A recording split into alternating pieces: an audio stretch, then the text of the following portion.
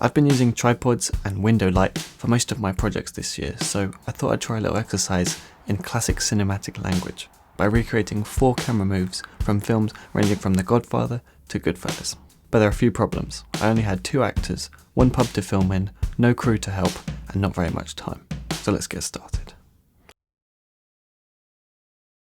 This is the first shot we're recreating. You may recognise Nicolas Cage from Michael Bay's '96 action film The Rock, which I've crudely animated here to dodge any copyright issues. It's Bay's classic orbiting camera while the main character rises up and turns their shoulders the opposite direction. We will talk about what this move achieves creatively, but first let's see how we shot it.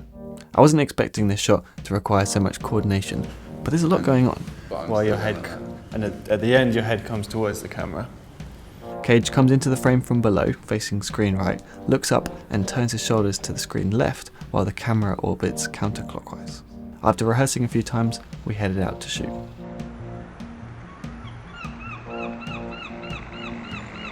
So I came a bit too close there and it went out of focus. Yeah, like we don't even need to do that. My job was to walk in a perfect circle, keeping my speed and distance from our character consistent, while twisting the Ronin S to keep him in the frame. That's one part of the challenge that I didn't mention. For all of these recreations, I filmed with the DJI Ronin S, and I want to thank DJI for sponsoring this video.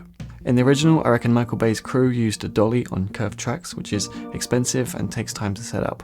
Or possibly, they might have used a professional Steadicam operator with years of training. Now, I didn't have any of that, but have a look at how it turned out. The city rushing past already makes this kinetic, but then having a character in the centre and moving the opposite way really adds to the swirling energy, not to mention that the camera is looking up at the character to make him powerful. All of this is heightened by him rising up slowly at the beginning, and just saying those words has the dramatic connotations, rise up slowly.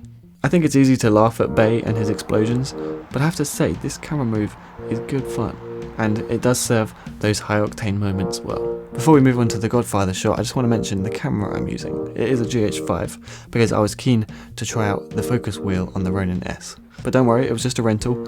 I'm still rocking my T3i. So back to the Godfather, we're recreating the very opening shot. In my rough animation, you can see that the camera dollies back over the course of more than 2 minutes. Corleone, the main gangster, is revealed very slowly and in silhouette, long before he speaks, which fuels our curiosity. His silent stillness brings a certain gravitas, sitting quietly but in a prominent part of the frame. What an introduction. Although I didn't have a crew, I've got to shout out Alistair, who was filming behind the scenes, for spotting the air conditioning unit that was absolutely ideal for bouncing the light from above to give us those dark shadows over the eyes while the background falls into darkness. So this is our start frame. This is our end frame. I did my best to move as slowly and smoothly as possible. If I press this button here, then any spins that I make like this, so right now that's affecting it.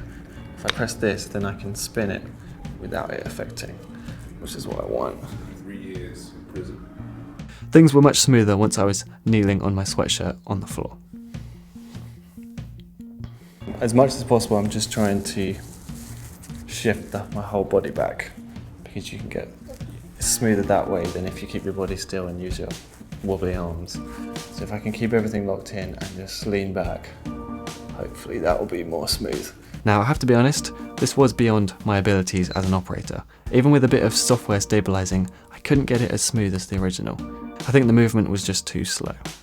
The smart thing to do in this scenario would be to get a wheelie chair or some kind of trolley to sit on with the Ronin S so that the camera is locked to one axis of movement. But I really wanted to try everything with just the gimbal and the camera. Yeah, in this scenario, to be honest, a slider would be much more appropriate. But the whole point of this is that we can use the Ronin for all kinds of shots. We can do the slow ones, we can do the fast ones, and sure, it may not be perfect at everything, but you've got it all in one. So if we can make it work, that's kind of part of the challenge. We didn't have much time left at this point, and the next one was a sequence of 4 shots from Magnolia, directed by Paul Thomas Anderson. Quiz kid Donnie Smith is drunkenly stumbling around the bar, and the camera whip pans left, showing the character's frantic mindset as he professes his love for the bartender and makes a fool of himself. Then we have a cheesy reaction from the bartender while Donnie continues his monologue. We matched the lighting, and the actor and I studied how Donnie moves in the scene, noticing that the camera pretty much pans to follow his movements.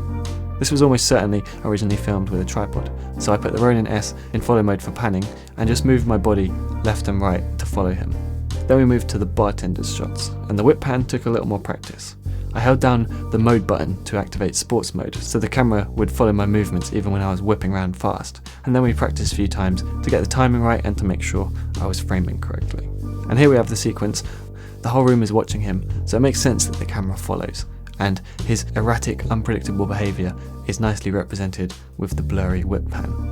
It's not a precise recreation, but I think the movement really captures the essence of the character's line, "I don't care," as he drunkenly vents and rants. And finally, our last shot didn't involve just the camera spinning around or moving away from someone or panning to follow, but this time to actually move with the character, as it does in this long take shot from Goodfellas. The character is showing off his notoriety at the club to his date. The people there know him, so he waltzes past the line and goes straight in.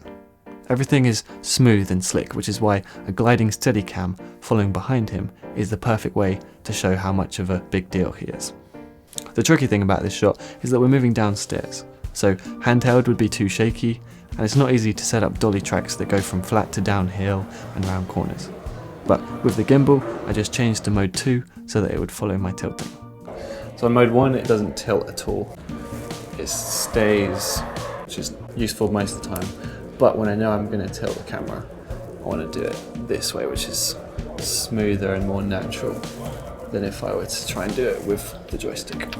Then, as you can see, I just kept an eye on our actor and slightly anticipated his movement as I moved the camera. I'm really happy with this result, going down the stairs and around the corner all smoothly, just like in Goodfellas, and they would have used an expensive camera and someone with a lot more expertise than me. Now it has to be said that these shots could have been done more precisely with Steadicams and dolly tracks and road closures and more time and money, but for independent filmmakers that stuff just usually isn't available. So I'm kind of impressed with how close we could get. But more than anything, I've got to say that recreating the lighting, acting, timing and framing really does reveal how much is involved in these shots. And it goes way beyond what you can learn just from watching the movies. So I challenge you to reverse engineer some of your favourite shots. Really study the frame, break down how they did it. It's almost like getting a one-on-one workshop with one of the masters of cinema. So big thanks to DJI for sponsoring this video. My name's Simon Cade, it's been DSLR Guide, and I'll see you next time.